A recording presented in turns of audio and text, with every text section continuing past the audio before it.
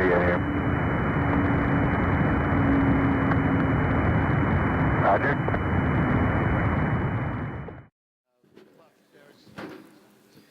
Good morning, ladies and gentlemen. My name is Rick Zucker. I'm the Executive Vice President of the National Space Society. I also chair the NSS's Policy Committee. So the very first speaker we have this morning is very important to what we do. To my left is Jim Muncy, a space policy expert. One of the things the National Space Society does in conjunction with approximately 15 other nonprofit space advocacy organizations is to run a grassroots event where we go to Congress every year, sometimes more than once a year, to let our elected representatives know what lay people, what people in the field feel about space and how important it is to our society, our economy, and our civilization. Jim Muncy founded Polyspace in 2000. It's an independent space policy consultancy outfit. Prior to that, he has a very long history in space policy. He worked for several years for the House of Representatives. He spent many years as a space policy and marketing consultant for various clients. He also spent 2.5 years, I believe, as a policy assistant in the White House Office of Science and Technology Policy under President Reagan. He's also a co-founder of the Space Frontier Foundation. Is a former member of the NSS Board of Directors. Please welcome Jim Muncy.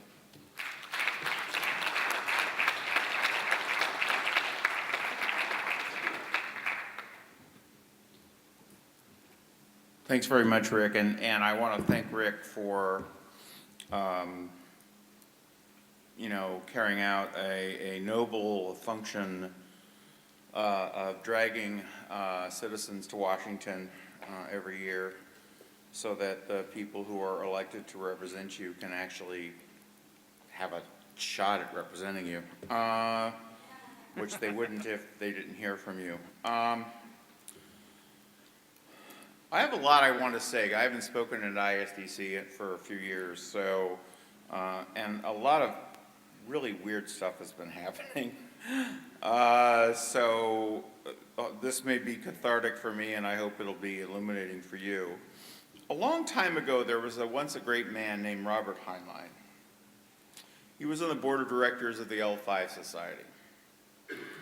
And after, as often happens in nonprofits, he got a little tired of all the meetings and fights on the board and the politics, and he resigned from the board of directors, early 1986. To replace him, to attempt to fill his shoes, the board elected a smart-ass 26-year-old punk kid from Washington, D.C. Now, he wasn't just any smart-ass kid. He had actually worked for a member of Congress who was on the board of governors of L5, a politician named Newt Gingrich. And then this kid worked in the White House Office of Science and Technology Policy for the President's Science Advisor, where he helped get to write some speeches that President Reagan gave about space policy. And then he had the chance to work for Dr. Gerard K. O'Neill, the fourth founder, one of the founders, intellectual godfathers of the space settlement, space frontier movement at the Space Studies Institute, ironically as their Washington lobbyist. All by the time he was 26. Now you probably guessed that I was that smart-ass kid. Hopefully I've gotten a little smarter over the last 26 years. I can tell you for sure that my ass has not improved. Perhaps I'm a little less of a know-it-all. When I travel around the country and real people ask me what I do for a living, I often tell them that I'm a space policy consultant because that is sort of officially what I say I do for a living. My wife has a funnier version of it. She says that I yell at people on the phone and they pay me. Those of you who know me know that that's so true. And they look at me with a puzzled look when I tell them I'm a space policy consultant. They look at me with a puzzled look, and I explain that What I do is I help companies try to fly people in outer space and help them deal with the government, because sometimes the government gets involved in that. And they say, oh yeah, I can imagine. But sometimes I just tell them I'm one of those evil lobbyist people that they've heard about so much on television. And they usually laugh. But the reason I say that, I'm willing to say that I'm a lobbyist, is because I actually believe that politics at its core is about how we manage a free society. And I'm still idealistic enough to believe that our form of government is better than the alternative, where one guy with the right parents or the right number of guns makes all the decisions. Although if you have the guns, I hear it's fun sometimes. Now, I believe in everyone's First Amendment right to petition the government, but I generally don't work for large cost-plus aerospace contractors. My clients include small entrepreneurial firms like Xcorp and Space Adventures, and medium-sized companies like SpaceX, and even larger companies engaged in commercial projects like the United Launch Alliance. I also work for the trade association that represents the commercial spaceflight industry, CSF, as a senior advisor. But as a former director of L5 and NSS, and as a co-founder and occasional director of the Space Frontier Foundation, I'd like to think of myself as the grassroots space movement's lobbyist. That means I'm your lobbyist. Now, some of you work for, or hold stock in, or contribute money to one of the organizations I work for, in which case you actually pay me. The rest of you are freeloaders. And it's time you set up a space company or take up a collection and hire me. My associate Aaron Osterly in back said I had to do that. Associate needs a new pair of shoes. Now, when Paul Danfus asked me to speak, he asked me to talk about this year's election. I told him that I always thought he liked me. For obvious reasons, everything I'm going to say this morning is really just my opinion, and not the opinion of any of my clients, or even my close friends. So everyone has deniability. Okay? If you didn't guess from my hearing about my earlier career, having worked for Newt Gingrich and Ronald Reagan, I'm a Republican. I tend not to wear it on my sleeve, and I've always been proud of my ability to work with Democratic policymakers to achieve shared goals. After all those jobs I had early in the 80s, I went back to school, I got a master's degree, and after some consulting, I ended up back on Capitol Hill, where I spent 5 years working for my old White House speechwriter friend who had gotten himself elected to Congress somehow, Dana Rohrabacher. Most of that time I spent on the House Science Committee, where I got to help to write several pieces of legislation advocating for commercial approaches to human spaceflight and space development. Once I left the committee, then I started to consult and formed Polyspace and started working for companies like Xcorp and Space Adventures. And back in 2003 and 2004, I got to work with Dana to help him write the Commercial Space Launch Amendments Act, which is what created the informed consent legal regime for commercial human spaceflight that Virgin Galactic and Sierra Nevada and other companies will all benefit from. I hasten to add that there were many leading Democrats on the Science Committee who were also very supportive of commercial space, including the late great Chairman George Brown of California and Bart Gordon of Tennessee. Now, there were differences of emphasis and differences in enthusiasm sometimes, but we all agreed that ultimately the private sector had to take over more of the job for space to really pay off for the American people. But I have to say that none of the unique learning experiences I had in either of the two periods I worked for the government, and back when I was a smart-ass kid, or my advanced studies in school, or going back to the Hill, none of that prepared me for what happened after Columbia broke apart over Texas, and particularly the last few years. When President Bush announced the vision for space exploration back in 2004, proposing a strong role for the private sector in the future of American spaceflight, I was really excited, like a lot of people. It wasn't just that he'd set a goal of sending NASA beyond low Earth orbit, something all of us had really fought for many years, but he seemed to understand that we couldn't just repeat Apollo. Now, before you think my point is to criticize Mike Griffin, let me conspicuously praise Dr. Griffin for starting the COTS program that led to the last week's great accomplishments by the SpaceX NASA team. At the same time, by 2006, it was already clear that NASA's new exploration program was more about making sure that all the same companies that worked on the space shuttle somehow got a slice of work on Constellation. And even before the financial crisis of late 2008, many of us saw that NASA wasn't going to get as much money as it wanted, and therefore at best, we were going to be stuck with a transportation system, but not enough money for payloads to go do anything. Now, I had been to this party before. I was there when President Reagan announced his vision of a permanent space station as the gateway back to the moon and beyond. NASA quickly turned it into an engineering jobs program. So I had seen visions turned into pork barrel spending before. But then by 2008, things started to get really strange. First of all, in early 2008, of all the candidate space policies, there were a bunch of Republicans, and after a while there were two primary Democratic contenders. The one I liked the most was Hillary Clinton's. Imagine my surprise. It shouldn't have been a surprise because my longtime friend Lori Garver helped write it. But by August, Hillary was gone, and I proudly represented John McCain in a national AIAA election debate at their annual conference. But as the crisis came on, I knew that change was coming. Then in 2009, the White House appointed my client Jeff Grayson, the CEO of X-Corps, to the Augustine Committee.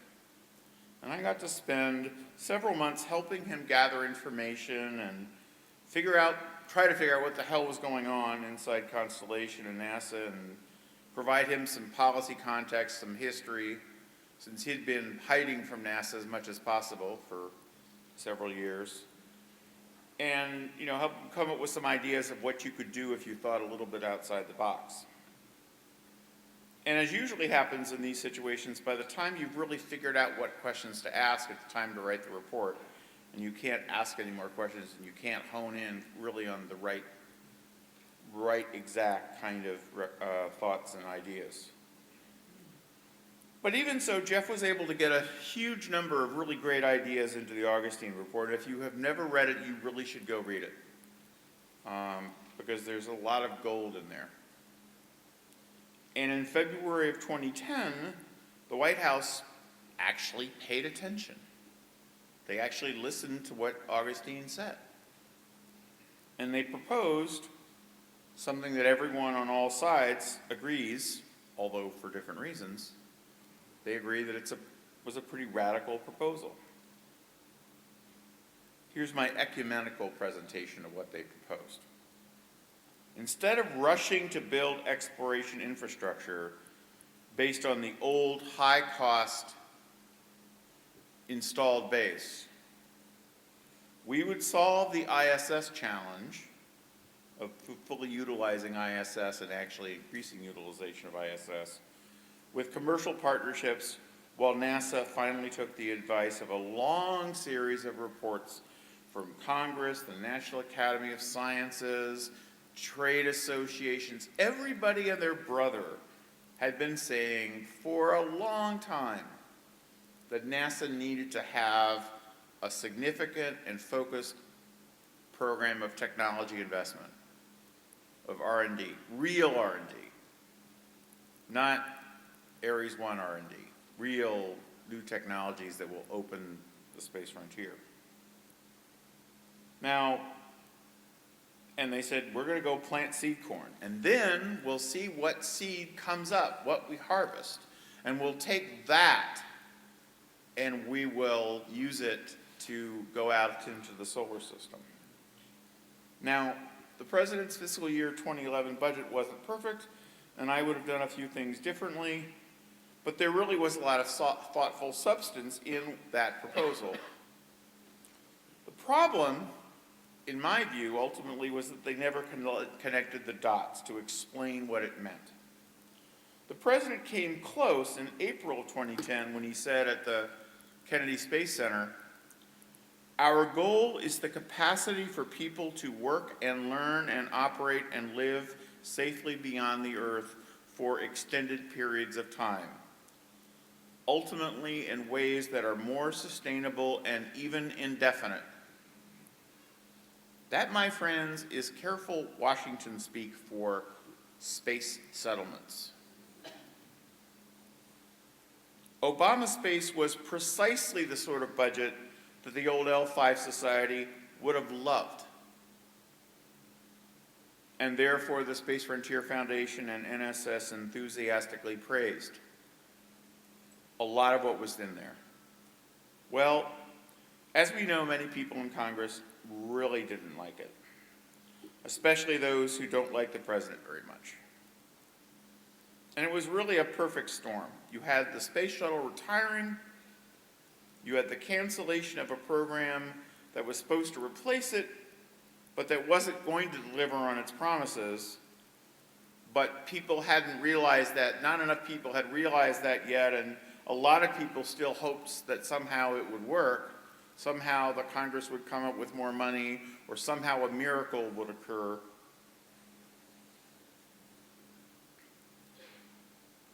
And at the same time, the budget proposed a fundamental change in NASA's whole operating paradigm. From managing and doing spaceflight to enabling spaceflight. Any one of those three things would be a big change. And you would expect turbulent debate and discussion. And any two of them would be, traumatic. All three together, no chance. It was just too much for the establishment to bear. Even so, there were, and still are, a lot of really crazy, hyperbolic things said about Obama Space. The worst of these, the biggest lie in my view, was that it was an end to American human spaceflight. And people came up with some pretty crazy reasons why Obama would want to do that. Some of these were just ignorant, some were based on ideological bias, but too many were based on purely parochial interest. Now, let me be clear. I yield to nobody in my disagreement with about 95% of this president's policies. I am a freaking conservative Republican.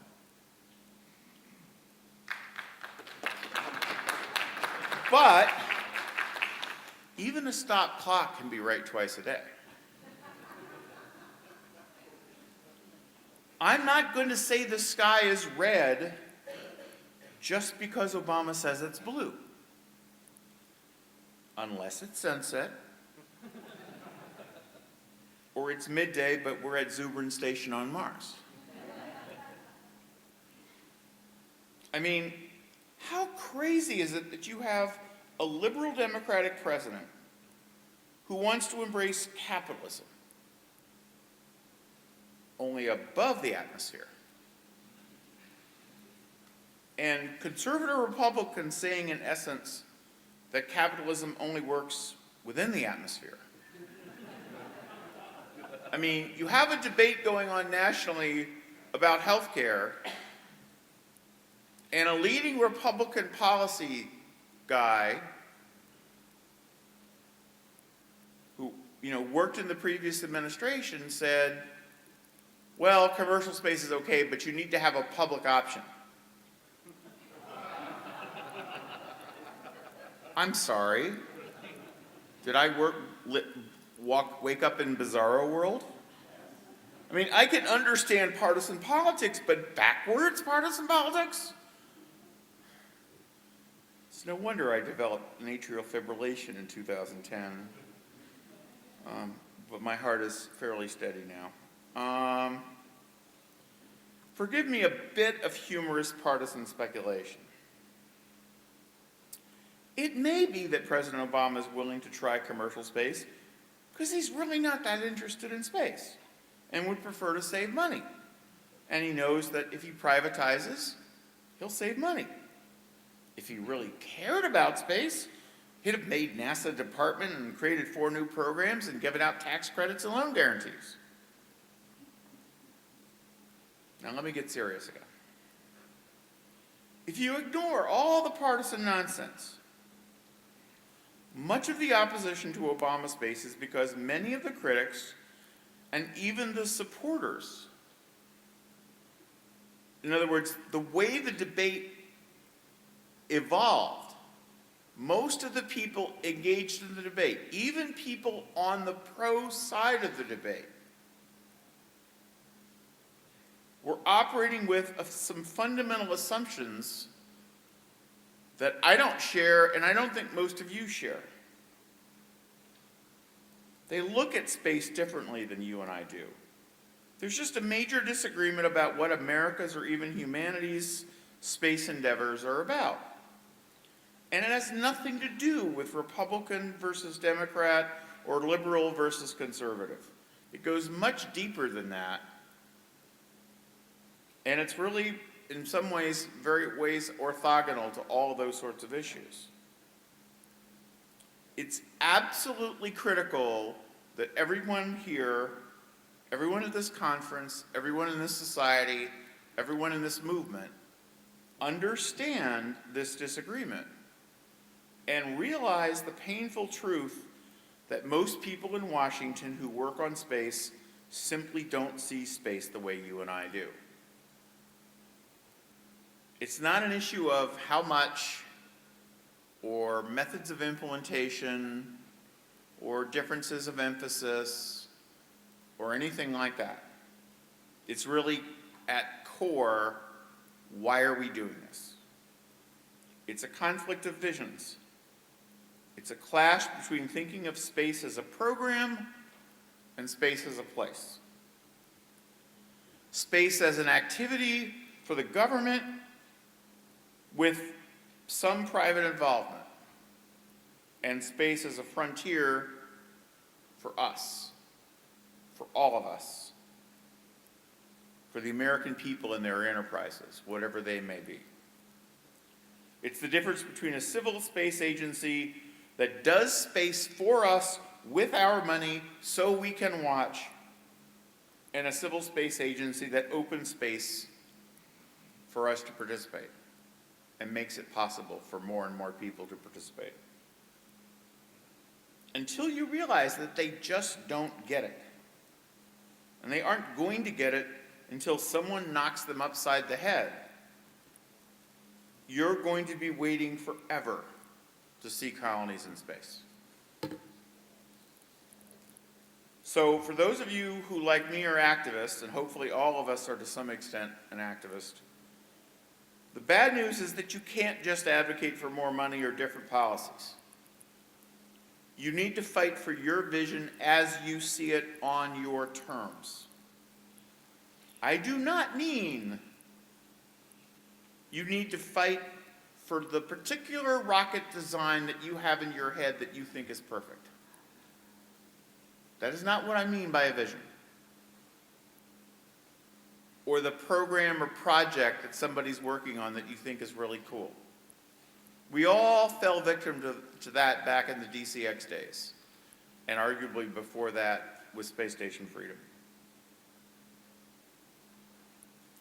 I mean that you need to get people to join you in seeing space as a real frontier, where people are going to discover new freedoms, harvest new resources, and just live doing whatever it is that free people want to do.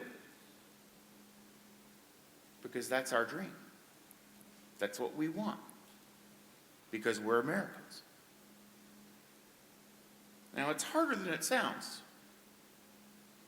Because for 50 years, the American people have been told that space is hard, and space is difficult, and space is foreign, and space is weird, and you have to have the right stuff to do it.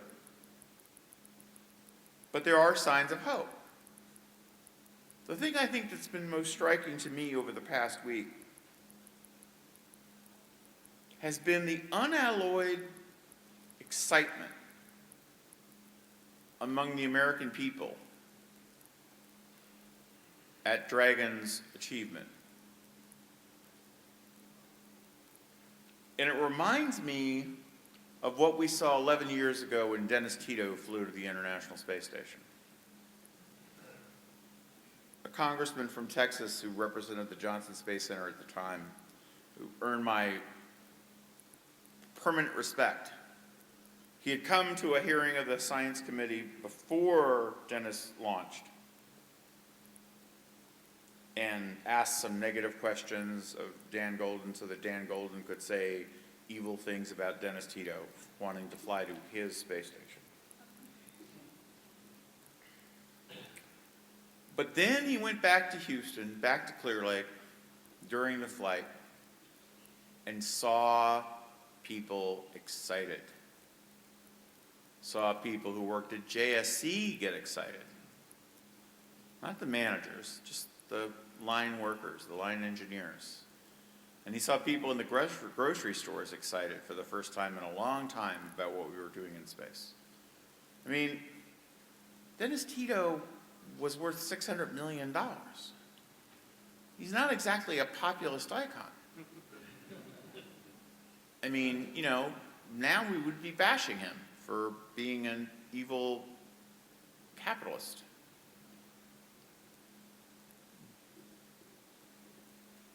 But people saw in his flight the possibility of them going. And likewise, the fact that a private company has now done what only governments have done before makes it somehow more normal, somehow more American, somehow more reachable, somehow more relevant. That it's still cool. You know, maybe it'll become more boring as it happens again and again, sure.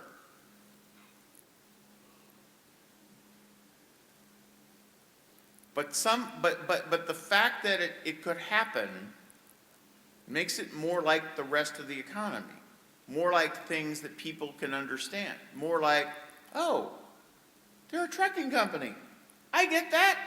I drive a truck, or I fix trucks, or I load trucks, or I maintain a database of where all the stuff is, or I run a warehouse, or one of countless other jobs that require regular, frequent, and affordable, competitive transportation. So just the fact that somehow space, they could map a normal, everyday terrestrial thing onto space, as opposed to space being, you know, we called shuttle a space truck, but it wasn't. It was a space Maserati with a trunk. And that, you know, I say that with all love and respect for the shuttle. I'm just saying that, you know, people could actually see this. They could actually see, plus, you know, Elon Musk, Tony Stark, that's pretty cool. Now, I want to go back and share a couple more things about my misspent youth. In the 1980s, I used to travel around the country giving a lot of speeches at meetings of L5 or NSS chapters, including some strategic planning meetings where they came up with a new statement of purpose for the L5 Society, which we then carried over to the merged organization. And that statement of purpose was, everyone remember? To create a spacefaring civilization that will establish communities beyond the Earth. Of course, sometimes vision statements get watered down over the years, but for those of you who have arrived in NSS in the last 2 decades, I want to remind you, Pat Montour was in those meetings. I want to remind you what that meant in 1986, 1985 and 1986 when they came up with it. it meant a spacefaring civilization is not a civilization in space. You got to get that. A spacefaring civilization is not a civilization in space. It's a civilization on the Earth that thinks of itself as spacefaring, that is conscious of the fact that part of it can and does go out into space. And the model here, of course, is Great Britain between the 16th and the beginning of the 20th centuries. Rule Britannia, Britannia rules the waves. The English had an identity of being seafaring. Not surprisingly, they were an island nation. If they were going to succeed, they had to have a good navy, but they also had to have a great merchant fleet.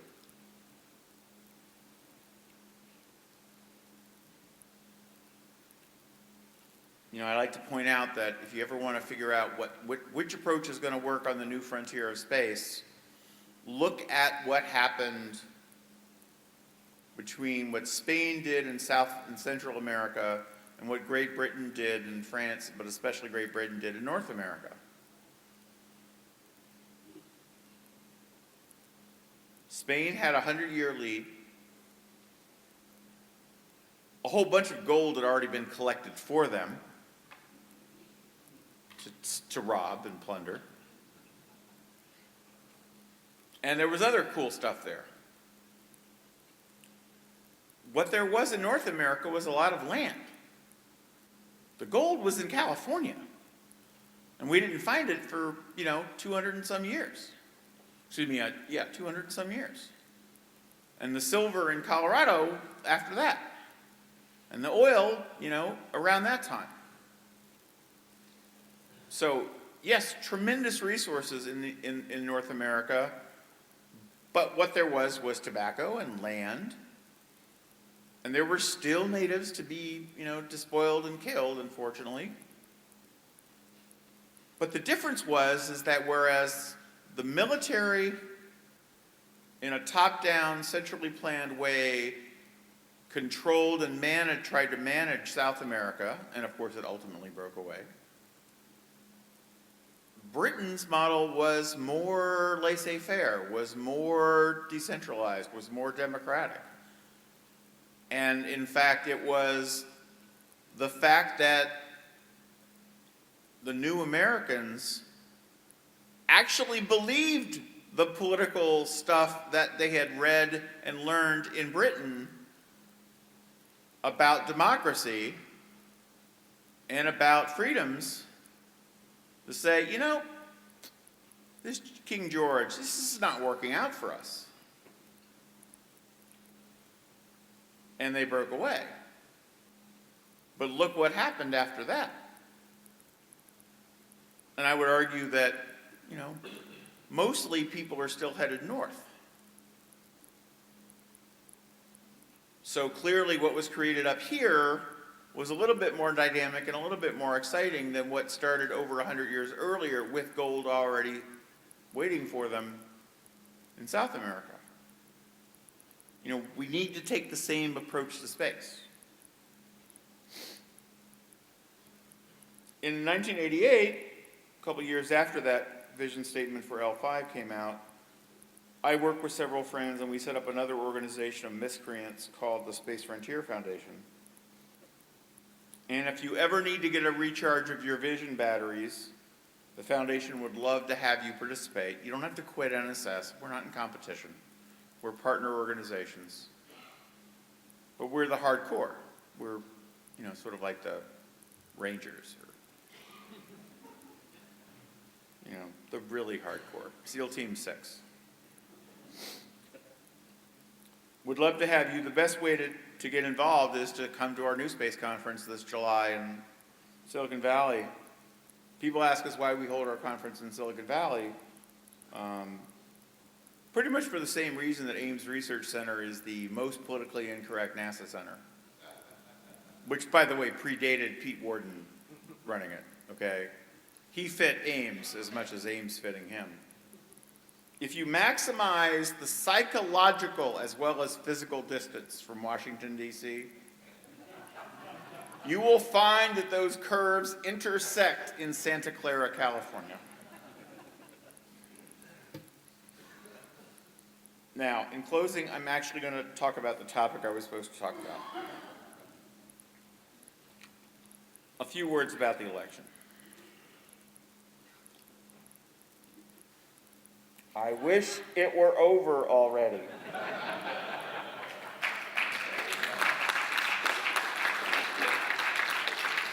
Is it November yet? No. Shit.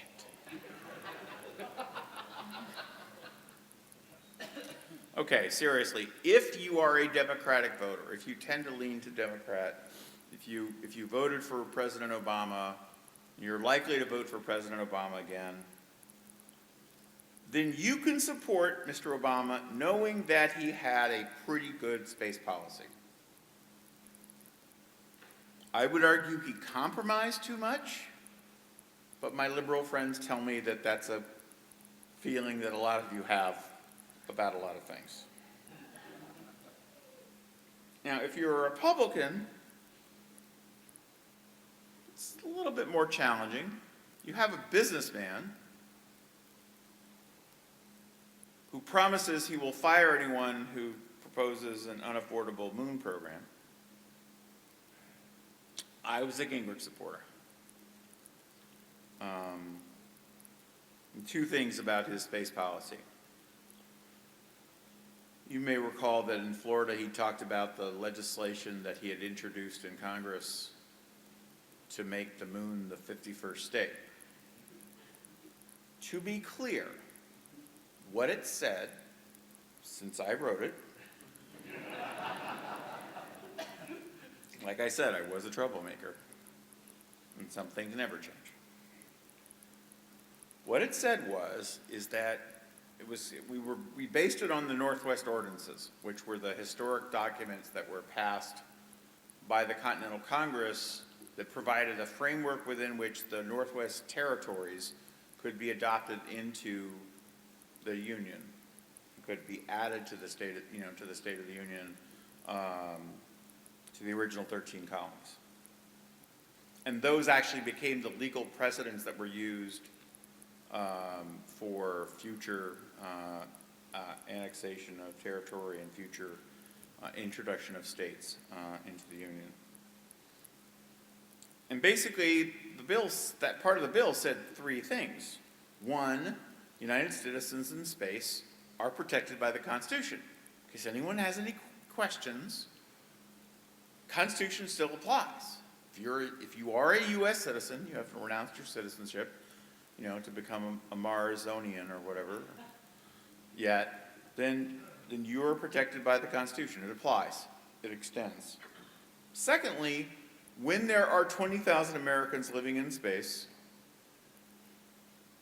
those people, not the land they're on, not the moon, or necessarily the space station they're inhabiting, but they constitute a territory of the United States. And then when so many people are living in space as the smallest state of the Union by population, they may apply for statehood. Now, you want to notice how badly people responded to that idea. I mean, people couldn't even handle that in the discussions. So what they focused on was the moon colony, because of course the moon colony had to be $200 billion, even though Gingrich never said that. In fact, he explicitly said, I'm not going to have a big program. I'm going to use prizes. I'm going to use tax incentives. I'm going to use reforms. I'm going to use commercial approaches. I'm going to do other things. I'm going to not do what NASA's been doing for the last 30 or 40 years, and I'm actually going to try an American approach. But people mocked the idea as if it were irrelevant, as if the idea of our human spaceflight program were a silly old idea from the Cold War that we should get rid of, and this was like the space program squared. It wasn't Apollo 2.0. They thought he was proposing Apollo squared or something, which is not what he was doing. Now, it's really bad that that happened. It's even worse that we didn't rise to his defense. All space activists, all people, not just Republicans, all people. I mean, you're going to get many politicians who actually understand space the way Newt Gingrich does. Now, for my part, what I will be doing for the next 5 months is working with Mr. Gingrich and Mr. Walker and others to try to help Mr. Romney understand that there are productive and efficient and effective ways for the federal government to open the frontier so that the true private sector can go out there and do things. And I think because he is a businessman, he will look at doing that. But you can't just call something an investment and think he's going to like it. So in a sense, I have a little bit of a harder job to do.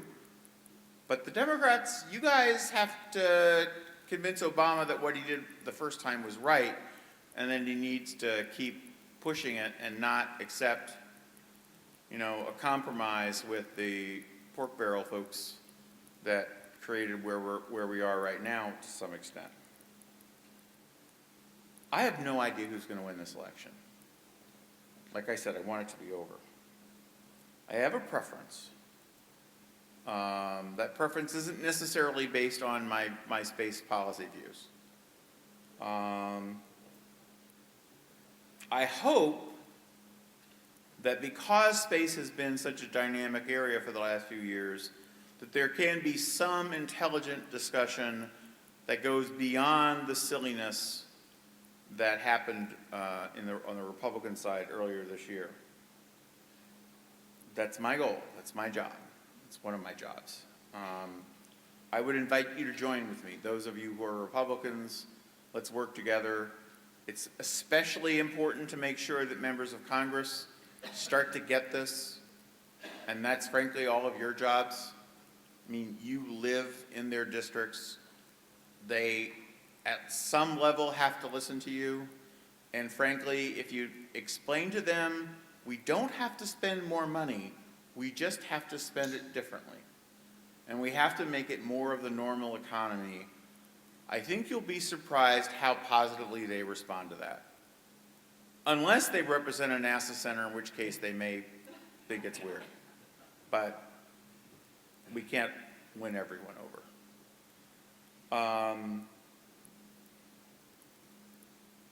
You guys are why I do what I do. I'm not just saying that. I don't do what I do because I get paid a lot of money. Because I don't get paid a lot of money, as my wife will tell you.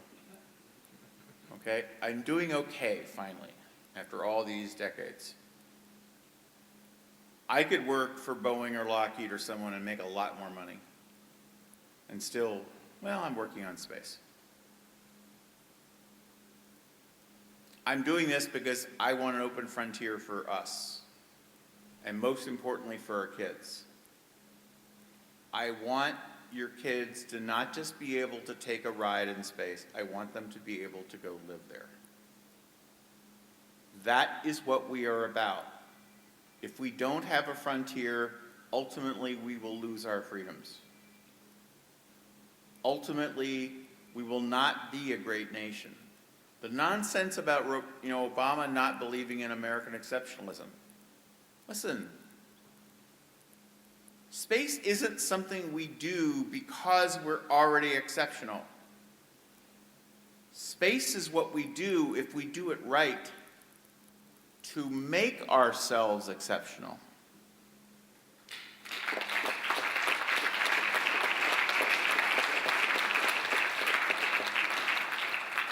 And with that, I have a couple minutes, and I'll be glad to take your questions. Come on, Bob. There you are. Obviously, naming the town on Mars after Bob was not sufficient. He He has to say something. Yeah. We And love by you, the way, Bob. I did rise to the defense of Newt Gingrich in National Review after he made his space policy. Thank you. I know, I saw you. Okay. But you were one of very few. Right. Now, a word from the trenches, because as you know, I run a research and development company. And you are apparently under the impression that as a result of canceling Constellation, NASA has redirected its efforts and is now expanding a much more robust program of research and development to develop the technologies to enable the opening of the space frontier. No, that was what was proposed. That's not what we're actually doing. Yeah, you're not kidding.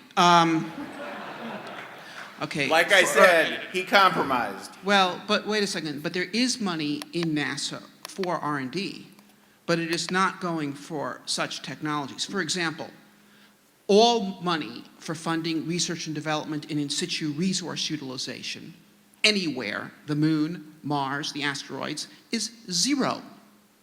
Okay. The number Well, we should do something about that. Okay, let me give you another one. Okay, the number of the Small Business Innovative Research Program, even though it's funded at the same level it was before, has cut the number of phase 2 grants from 215 to 85. I heard that. Okay, and I think, by the way, that this is illegal.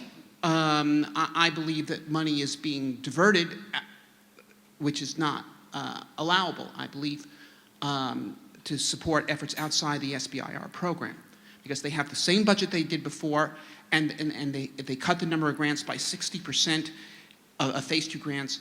And okay, the size of the grants was increased from 600K to 750, but that is in no way commensurate with a cut from 215 to 85.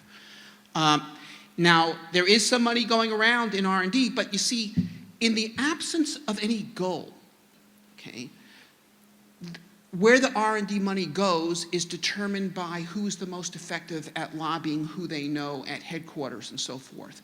And you get some really crazy stuff get funded because somebody knows the NASA administrator or this or that, okay, and I can name names on this, and I have actually, but I won't here. And it's very unfortunate. Now, I think, you know, what was just proven this week was that if you do business in this other kind of way, that you can accomplish things in space at costs an order of magnitude lower than previously had been assumed and done. You know, I think Falcon and Dragon together, all the money is like $600 million, which is like a tenth of what this would have cost if it done by Lockheed. But that means that we can now set national goals, and with a tenth of the budget, if they just put out RFP, do a Mars program, do the whole program, bid for it. Bids over $10 billion will be considered non-responsive. Okay, you could do that. I'm for it, Bob. I'm not your problem. Okay. I mean, the question is, I mean, first of all, let me take one action item out of this and share it with the audience, because you guys have to do this. I can't do it for you, okay? Everyone in here, really, everyone in here needs to write your congressman and say, or call your, better yet, call your congressman, or better yet, still yet, go to your congressman's district office to see him or her, or when they have office hours, and say, did you see that cool thing? We could do so much more with NASA if we did more of that and less big pork barrel contracts.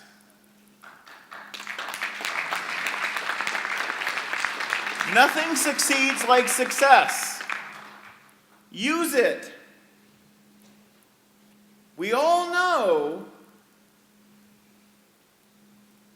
that if it hadn't worked, if it hadn't accomplished not just its initial mission goals, but the second mission goals, and successfully birthed and actually delivered cargo, thin little thing, if it has a problem re-entering, still, those who don't like us are going to say, see, we told you so. So when our stuff works, we got to champion it. We got to fight for it. Now, and I think you should go out and make that art. Now, it may be, I'm sorry to say this to you, that people can't hear that yet.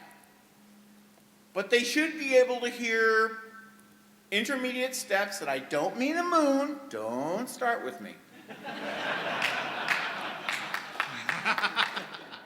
Mars is an intermediate step. Let me finish. Red Dragon, or a similar mission with CST-100, would cost a lot less than $1 billion. Okay? Even if it's on an Atlas with solids and a big upper stage, would probably cost about $1 billion, maybe a little more. And you can put a really cool rover on Mars for that. It doesn't have to cost $5 billion to put a rover on Mars. So why don't we push for things like that? Now, I'm just throwing that out as an example, Bob. But, and Red Dragon is the idea of using Dragon's launch abort system for a soft landing of a Dragon on Mars with more power and parachutes and stuff like that. But my point is that, and using a Falcon Heavy to launch it. My point is, we have ideas like that. We need to come up with ideas like that and argue for stepping stones that are less big than a $10 billion Mars colony. Because they're just not going to give us that right away because we flew to the space station once. Or even if we fly to the space station 5 times. So, but we absolutely have to propose those intermediate steps. We have to go grab territory while they are in retreat. Thank you. Yes, sir. I invite the following thought experiment for everybody in the room. Take 3 numbers: the national debt, the national deficit, the amount of money that the government takes in every year. Chop off the last 8 digits of those numbers and multiply by 2 so that you have a typical household budget.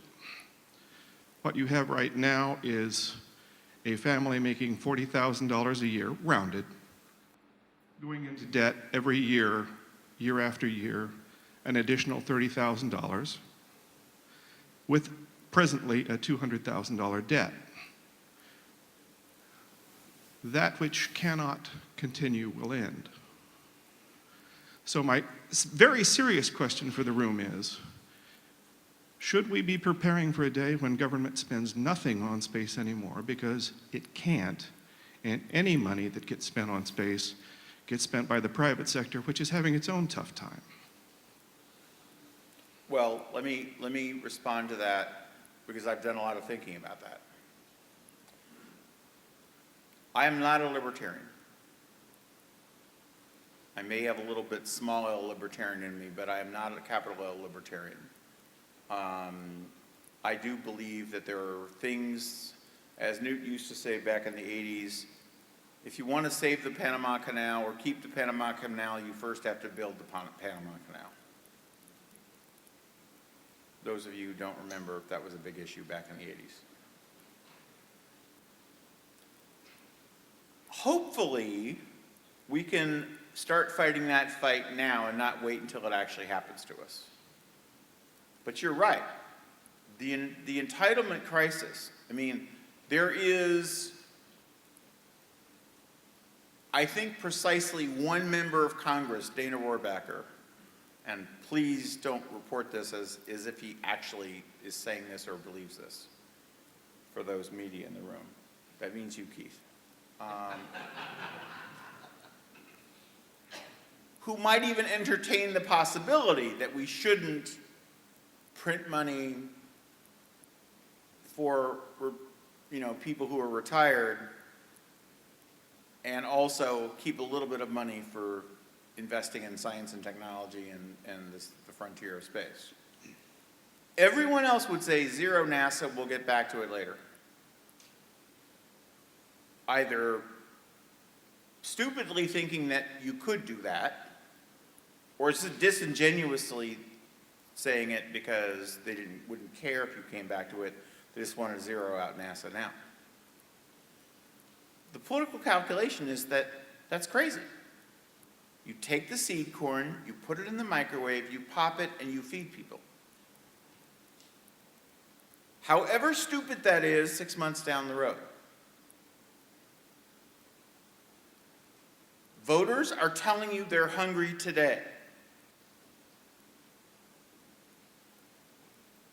So in a world where you actually finally have to discipline your spending,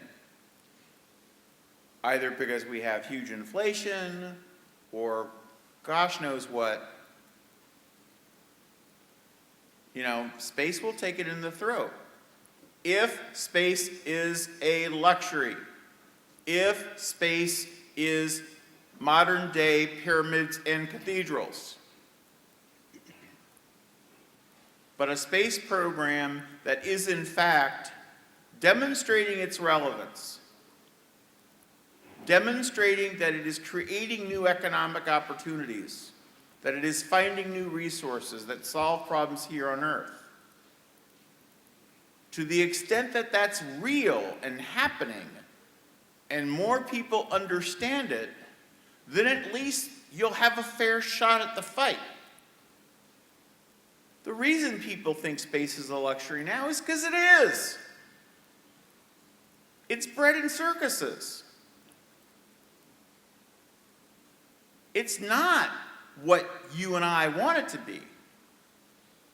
It's not a serious attempt to open up a frontier for our children. The reason that people respond to Elon and Dennis Tito and others is because buried under the last 50 years of propaganda is the idea that we all had back in the early days of Apollo, that I had when my parents took me to Europe on Pan Am, and I got a coloring book that was full of spaceships and space stations and space hotels and on the moon and stuff like that, because if there was one thing Pan America knew, it was that if you wanted to go someplace exotic, you flew Pan American. So it was their branding, it was their idea of themselves, that of course they were going to be involved in space. And it was absolutely natural for a little kid or for average citizens to think, of course you would be able to fly into space. And then we had the space shuttle, and we thought, well, when are we going to get to 100 flights a year? We were promised 100 flights a year. I'll never forget. This is the last, I'm going to end with this. When I worked in the White House Science Office in 1984, after the president announced the space station speech, I went on a major Washington, D.C. talk radio show. And I'm sure many of you know who John Pike is. And John Pike was the guy who was the anti-space station person. Now, he actually trotted out all the reasons why NASA said they wanted to build a space station. We're going to do microgravity research, we're going to do this, we're going to do that. And he basically said, but it's really not worth $8 billion. Imagine whether it would be worth $80 billion.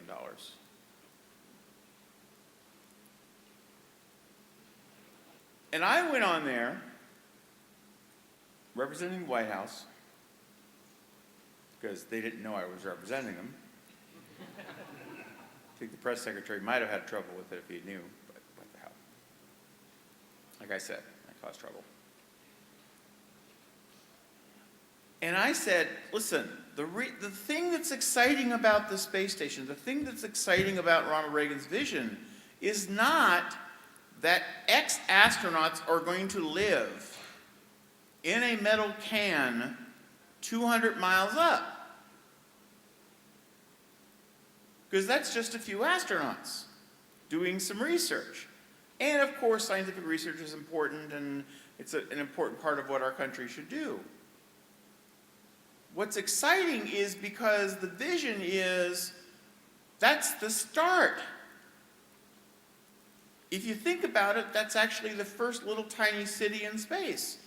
It's like Fort Apache, or some other little settlement that later turned into a city. And that eventually we'll have thousands, tens of thousands of people living and working in space. And they'll be building things. They'll be building satellites to collect solar power and beam it back to the Earth. They'll be manufacturing things that we want to manufacture in space that we don't want to manufacture on the ground because they pollute. There's going to be people who go there just to live there so that they can have their own society and do what they want to do. Just like America's always been a bubbling, diverse, chaotic people. And the liberal talk show host was psyched about Ronald Reagan Space Station. He said, you mean you could get out and you'd put on a spacesuit. You'd put on your spacesuit in the morning and you'd go out and work and build stuff. And I said, yes, they're called beam jacks. And suddenly he could see a blue-collar future in space for average guys, not just right stuff astronauts, not just PhD scientists, but average people. And he said, you amaze me, Mr. Muncy. This is fantastic. That's what we have to offer. That's what we have to offer. Otherwise, we've got no chance. We can't keep trying to sell a boring future where eventually someday, after we feed the NASA horse enough oats, some will pass through to us sparrows. It will never happen.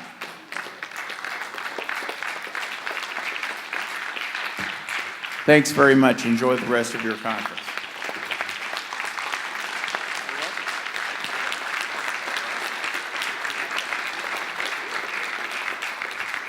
Jim, thank you very, very much for that wonderful speech.